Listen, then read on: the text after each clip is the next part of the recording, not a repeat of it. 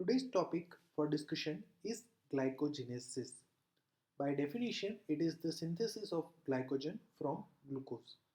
It is the mechanism by which excess of glucose can be stored in the tissues like liver and muscles, and it will be released in the form of glucose when its availability is low, particularly after 4 to 6 hours of food intake. So, major metabolic organ for glycogenesis pathway are liver and muscles. Subcellular site is cytosol.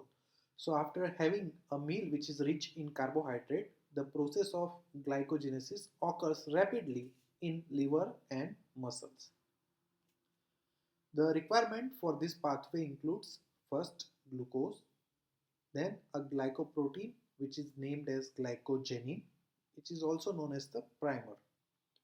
The regulatory enzyme for the pathway will be glycogen synthase, and two minor enzymes are also required like branching enzyme and pyrophosphorylase enzyme.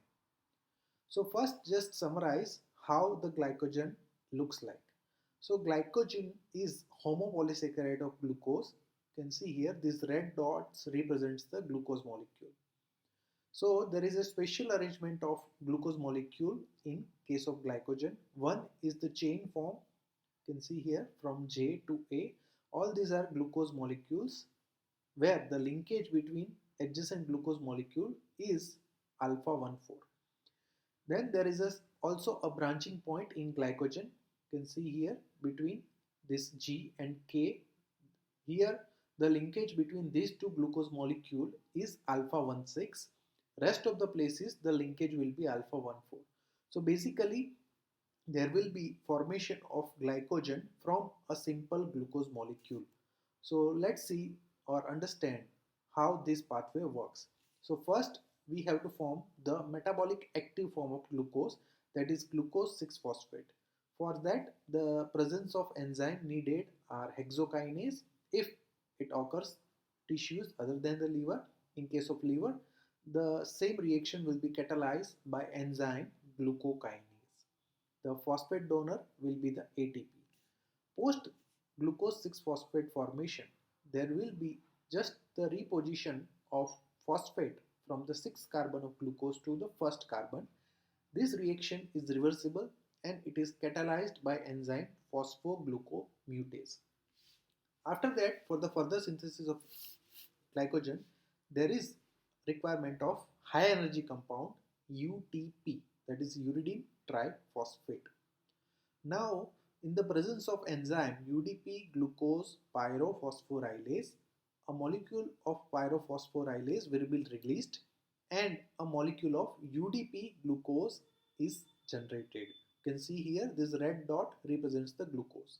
So from glucose 1-phosphate there will be generation of UDP glucose. Now for the further synthesis of glycogen, there is requirement of its primer. That primer is glycogenin. Now by nature this glycogenin is a glycoprotein which contains a small fragment of glycogen and few amino acids, particularly tyrosine. So this glycogenin will bind with UDP glucose molecule in the presence of enzyme glycogen synthase, and the glucose molecule will be released from UDP and it will attach to glycogenin primer. So the product will be something like this. Here there will be a primer which is glycogenin and a glucose molecule. Similarly, this process gets repeated. Another glucose molecule is attached with the first glucose molecule. The linkage between these two molecules is alpha 1,4, and during that process a UDP molecule will be released from the circulation. Further on, this same reaction gets repeated around 12 to 14 times and new molecule of glucose gets attached with the previous one with alpha 1,4 linkage, and we get a chain of glucose which is attached with glycogenin. So you can see here this is the glycogenin primer, and A to O represents all the glucose molecule which has been synthesized subsequently. In between all this glucose molecule, the bond is alpha 1,4. Now as we know that glycogen also has a branch, so that branching point will be created by a special enzyme which is known as the branching enzyme. What does it do? It does two things. First, it will have a transferase activity. So it will transfer a small fragment of glycogen from this long chain. You can see here a small fragment of glycogen, something like say 6 to 7 molecules. It will be transferred within the chain and it will create a branch, something like this. So you can see here there are last 5 to 6 glucose molecules will be transferred within this chain itself and it will create a branch. Now this reaction is catalyzed by branching enzyme, and this branching enzyme will link these two glucose molecules which are forming the branch into alpha 1,6 linkage. Rest of the other places it will be alpha 1,4.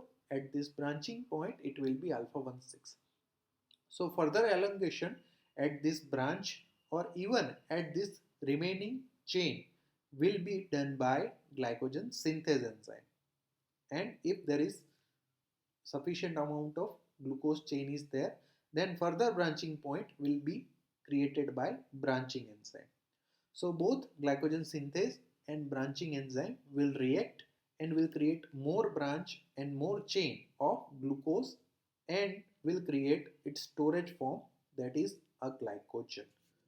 Okay.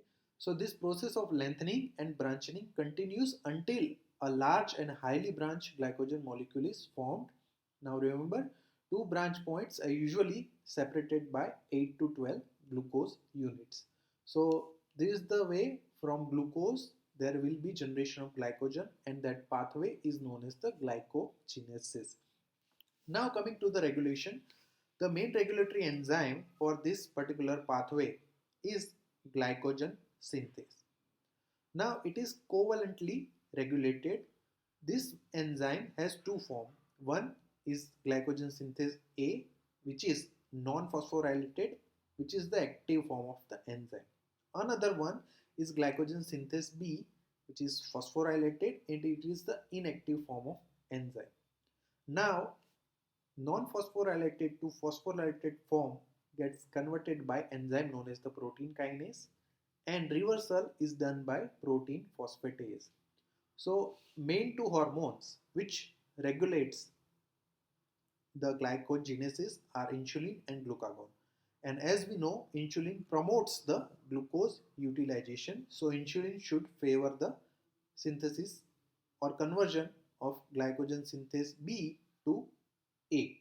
So basically it will act on protein phosphatase. In contrast, the glucagon, which is an hyperglycemic hormone, what does it do?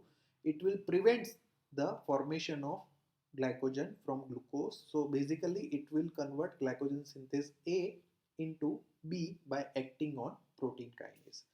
So let's have a look on that reaction. So you can see here this glucose 1 phosphate which you get from glucose, then glucose 6 phosphate, and from that glucose 1 phosphate. Then glycogen synthase enzyme will convert this glucose 1 phosphate into glycogen by the process of glycogenesis.